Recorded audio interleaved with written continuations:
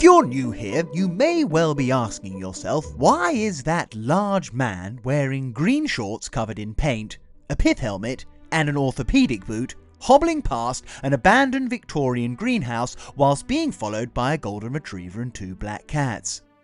Well, all I can say is willkommen, bienvenue, and welcome back to another rambunctious episode of Duncombe House Diaries. Now, we've had mixed renovation success this week, my friends. I decided it was time for me to return to the scene of my little accident a few weeks ago. Seeing as I resoundly lost the latest battle in the ongoing 100-year war of the bay windows, I was determined to retake some ground. I think I will leave it up to you to decide who was the victor in this latest melee. Seeing as you all enjoyed the pressure washing last week, we also have some devilishly aesthetic and deeply satisfying visuals for you all, as Jazzy and I finally got round to sanding and resealing the kitchen worktop at Butlers Cottage. Not only will I be sharing with you all today the esoteric secrets of traditional English apple juice cloth pressing, but I will be giving you the first and exclusive opportunity to taste Duncombe House. Before we get into any of that, however, I want to share with you all what Rob has been up to this week. Robert, why don't you tell all our lovely viewers what you bought yesterday? What did I buy yesterday? Must have bought something yesterday. I bought chickens about a week ago. How many chickens, Robert? Well, I went for half a dozen. I came back with 25. And who did you go chicken shopping with? Billy Black. And he persuaded me I'd be better with 25 than 6. Well, at least 25 hens means 25 eggs a day. Well, there's a few hens, but there's mostly cockerels.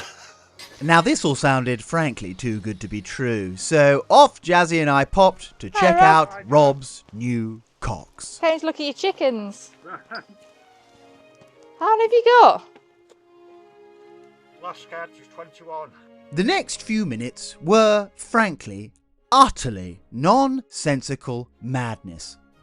I will show you Rob's chickens, and I will even show you him speaking chicken. Choke, choke, choke. But before we indulge in such utter folly, let's get some actual renovations under our belts first. Butlers Lodge, funnily enough, was the former residence of Lord Duncombe's butler, and is tucked away a mere hop, skip and a jump from Duncombe House at the end of the driveway. And today, following an extensive restoration by Jazzy's father, offers guests from around the world the opportunity to experience the unique glory of the English countryside as a holiday home.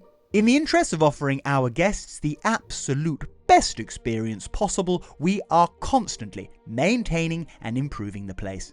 And this week was no exception. Good morning. So we are here at Butlers Lodge. Guests have just left. I have got a photo shoot happening on Monday, and even though we've got lots of other jobs that need doing, I can't think of any other jobs I'd rather be doing, darling. I want to have a go at polishing this concrete top. This magnificent and imposing concrete worktop was actually hand-poured by Jazzy's father when he renovated Butlers Cottage, but over the past few years it has inevitably copped a few stains, which today we are going to try and remove. Neither of us have ever done this before, so we have no idea how it's going to go. I really hope it doesn't crack or anything else awful happen to it. So we just need to clear the decks. What a lovely donkey impression. So, ladies and gentlemen, here is the theory. Firstly, we wet down the entire surface very well, which should totally eliminate any dust forming. Then we take the trusty orbital sander and give the entire surface a good, even sand. And naturally, we will be using our favourite purple trend sanding pads.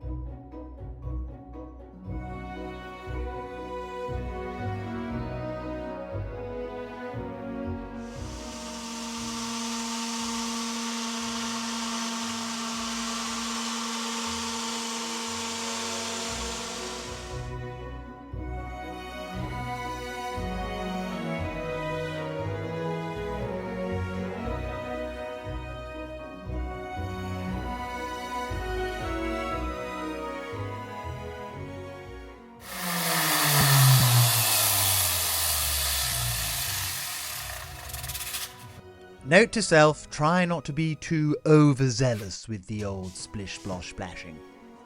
Once it's sanded, it's time to give the entire surface a good, solid clean.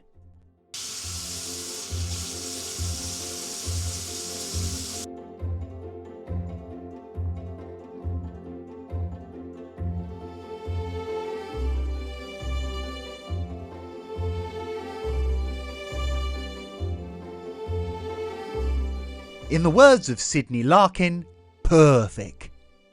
Now the worktop has been sanded and cleaned, it's time to ensure that before we apply the sealer that it is drier than Gandhi's flip-flop.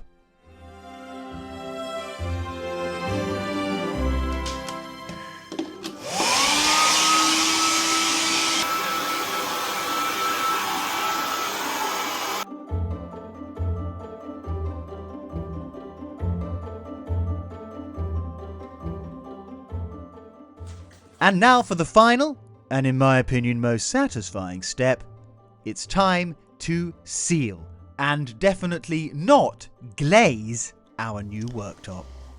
Okay, final stage is the glazing. So this is the sealant, that's the right word, that's going to go on and go into the pores of the concrete and hopefully should stop it getting stained and marked again. How's it going on, darling? Good. I was a little bit slapdash just then, but you didn't see it, so that's fine. Does that make it fine?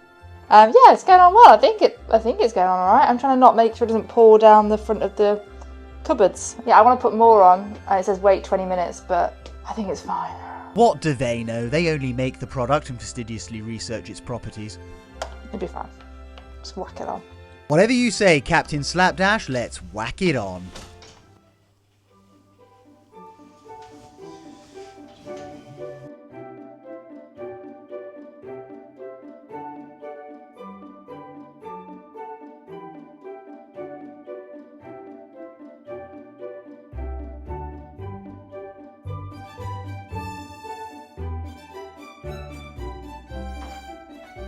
So, there we have it.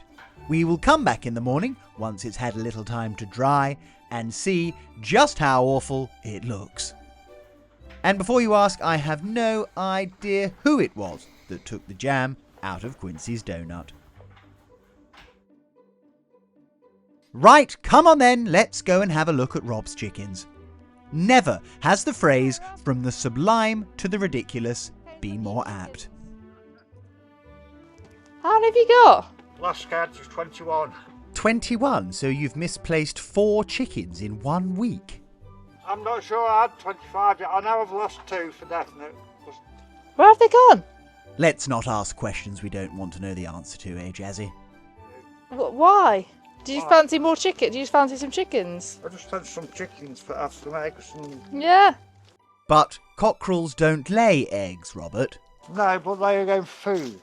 If you want a cockerel for dinner... Not really. Well, they're all following him, look. Rob, do you speak chicken? They all follow you like a flock. There's so many. Chuck, chuck, chuck. Chuck, chuck, chuck, chuck. Chuck, chuck. Chuck, chuck, chuck, chuck. Chuck, chuck, chuck, chuck. There's so many cockerels.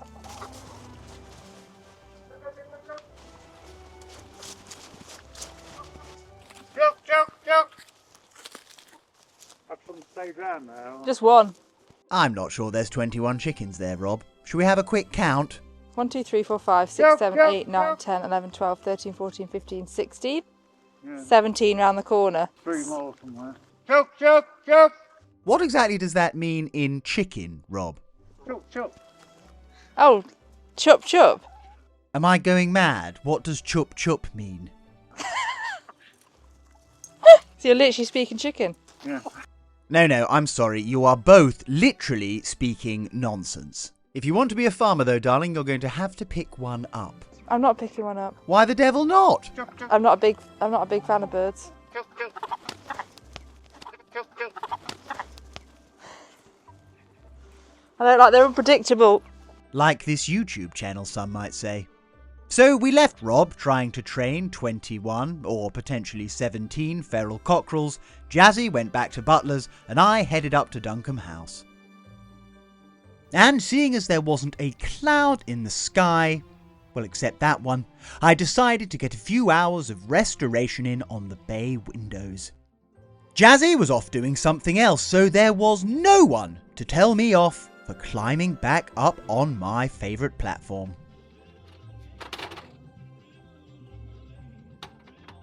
As you'll no doubt know by now, we have been painstakingly sanding, treating, filling and painting our 200-year-old haunted bay windows for months now. But as winter starts to creep in, it's become even more imperative that we get them finished. In this session, I decided to refocus on the window that pushed me off the platform a few weeks ago. So having already done all of the filling, I started with the orbital sander, taking off the bulk of the material.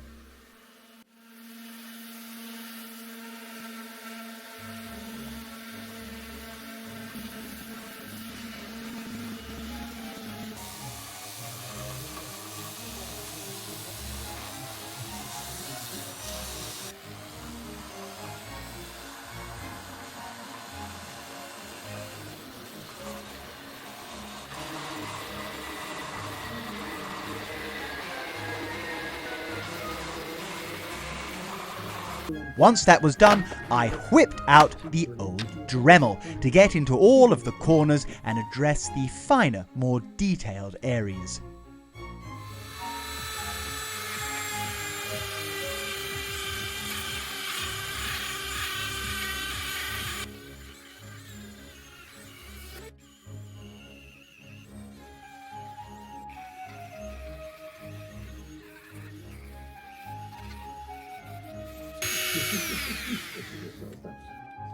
Then it was time to go over the entire lot again by hand using sandpaper for the final smoothing.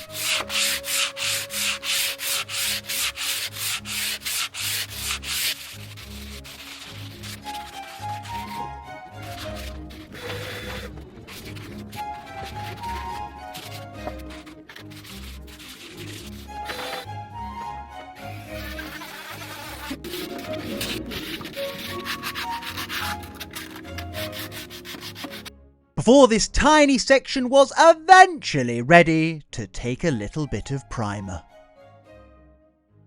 Before I spoil you all with that most satisfying of stages, however, let's loop back and have a wee gander at how our worktop looks. So we've come back to do some more work today and the worktop looks brilliant. I apologise for my microphone. I didn't really know how else to put it. So yeah, it looks absolutely brilliant. It's got rid of loads of the stains. So pretty happy with that. Definitely be doing that again.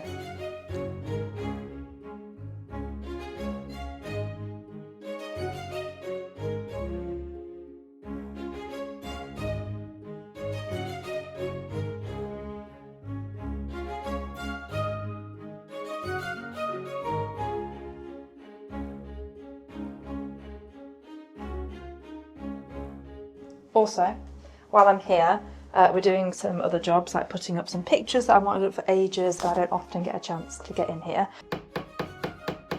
Top DIY tip, always stick out your tongue when hammering.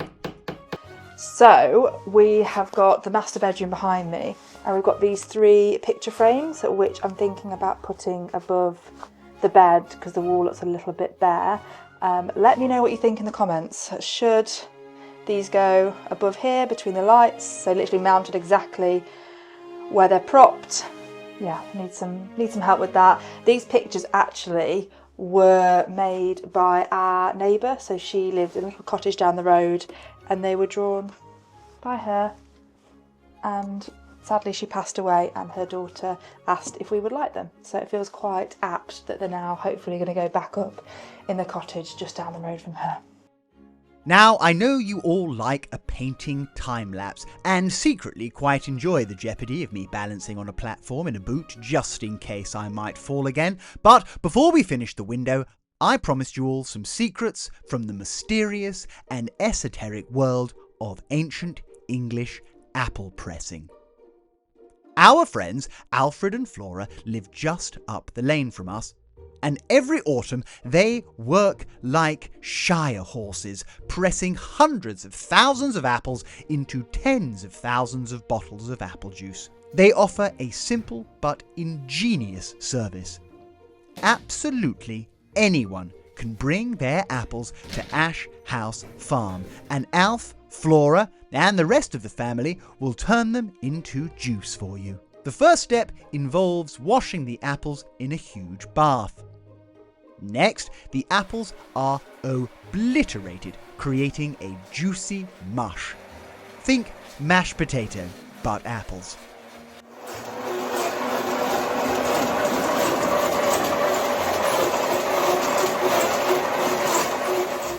Of course, it's not just apples which grow in abundance here in the British Isles. We've had a bumper year of pears too, so they get to join in the fun also.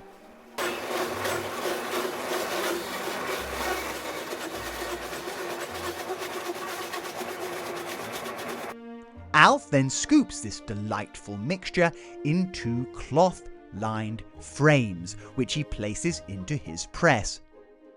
The press is fired up and the squishing begins, harvesting every last drop of delicious juice from your apples. What happens to the dry, juiceless mush? Well, 100% of this byproduct goes to feeding local pigs. Lucky pigs, that's all I can say. Once your juice is extracted, and I say your juice because Alf prides himself on ensuring that only juice from each individual customer's apples is returned to them. It goes over to their fantastic little bottling plant. The bottles are carefully sterilised before the juice is added with a little pinch of vitamin C. The bottles can then be capped and brought up to temperature in the pasteurizer, giving them a shelf life of over a year. Once they're all bottled, customers are invited to design their very own label, which is duly printed and affixed. Now, the question I have for you, lovely lot, is this. If we were to go to the effort of packaging and creating some sort of e-store, would anyone be interested in buying some 100% hand-picked, organic, traditionally cloth-pressed, British Old Orchard certified Duncombe House Diaries apple juice? Because A, we have more bottles than one can shake a stick at, and B, well, a few extra pennies would certainly be welcomed as we start to plan the interiors of our home. And of course, it goes without saying, Duncombe House apple juice is double delicious. Let me know in the comments. And if you're based in the UK and have a glut of apples you don't know what to do with, ask Jeeves for Ash House Farm Orchard and get in contact with Alf. Right, let's get that window primed.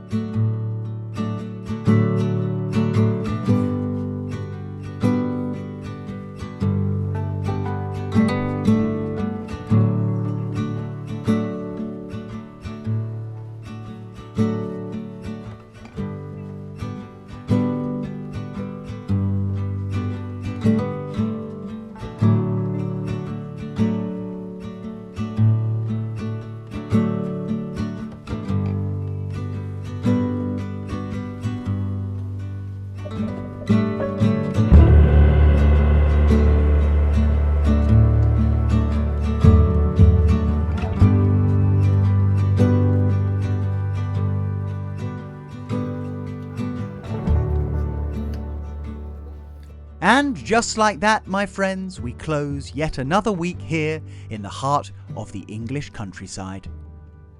Make sure you join us downstairs in the comments. Let us know what you think of the worktop. Help Jazzy to place her pictures. Give us your thoughts on our apple juice idea and or anything else that might have tickled your pickle today. We will be back in 7 days' time with Lord only knows what shenanigans. It's cluck, cluck, cluck and cheerio from Robert. Au revoir from Dean and Borgia. Hasta la vista from Quincy. And from Jazzy and I, TTFN.